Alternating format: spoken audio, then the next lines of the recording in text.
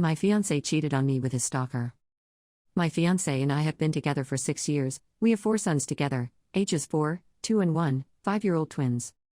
1.5 years ago my fiancé started playing soccer at a friendly team, which has both males and females. At first I joined my fiancé to the games they played and I became friends with the group also. Then COVID hits and I wasn't allowed to join anymore, so I stayed home every Wednesday, Thursday and Saturday. They still came over to our house as friends and we always had a good time.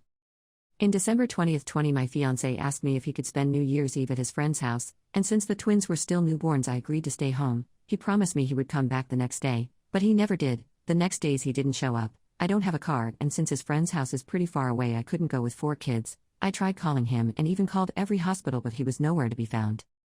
On day 4 he came home, crying and sobbing. He told me he made a mistake and he had intercourse with one of the females from his soccer team. Of course a big fight broke out and I decided to leave him. He stayed at those friends' house, where she was too. After 2 weeks he wanted to come back but I wanted to confront both of them and we had a long heated talk. They both agreed this should never have happened and that they deeply regret the mistake.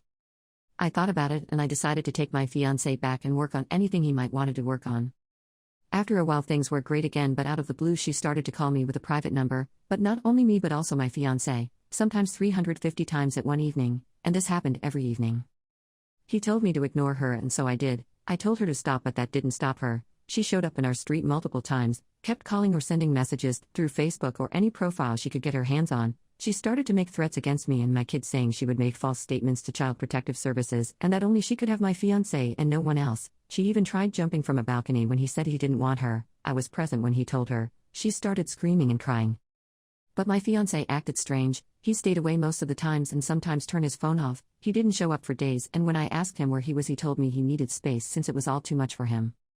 We argued about this a lot, since he made the mistake. Yesterday one of my friends sent me a pic with them together hugging for a picture at a zoo. It was posted on Snapchat by him with a kiss emoticon with it. I didn't even know he has Snapchat.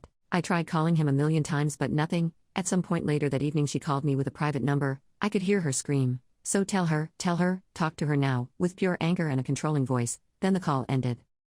Since then I haven't heard anything from him. Today is Father's Day and my kids, especially my oldest, is sad he couldn't give his own crafted gift he made on school to him. I told my son his dad was working late.